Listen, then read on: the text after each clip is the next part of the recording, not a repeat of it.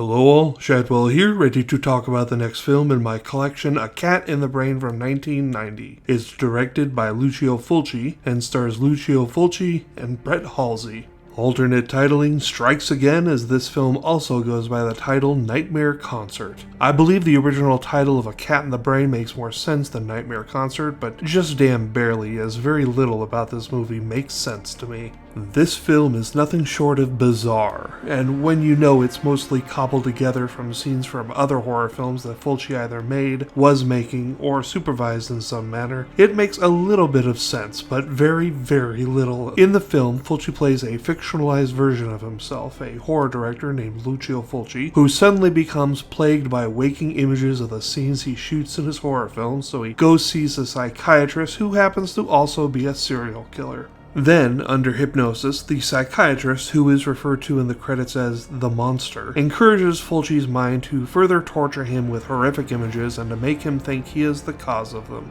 The idea being that the doc can swoop in before or after and do the dirty for real, and Fulci would take the blame for it. What happens next is, well, like I already said, bizarre. I wonder if this film wasn't completed simply to fulfill a contractual obligation because so little continuity is paid to it. It's basically Fulci entering a location, seeing an individual at that location, and then picturing that individual's very violent death play out in front of him. But to my recollection, we never see him on the attack in any of these waking nightmares, which just adds to the disconnect going on. The monster does go out and kill a few sex workers and his wife, but in the end he is killed off screen, and Fulci is exonerated also off screen in the craziest bit of the movie, as it just happens suddenly and explained to us in an exposition dump. But it's an exposition dump of the climax?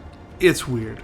Most of the effects work in this film is pretty well done, and I guess that's why you tune into a Fulci film in the first place, so I guess he's just playing off of that. Which, when looked at in the right way, is actually pretty hilarious, so congrats, I guess. But the film itself is a discombobulated mess of original footage and borrowed footage from other sources, and in the end it comes off as a bit lazy. And there's a scene where Fulci is disgusted by steak tartare after filming a cannibal sequence for a film that makes me think, what's weird about that? Steak tartare is unappealing on every level.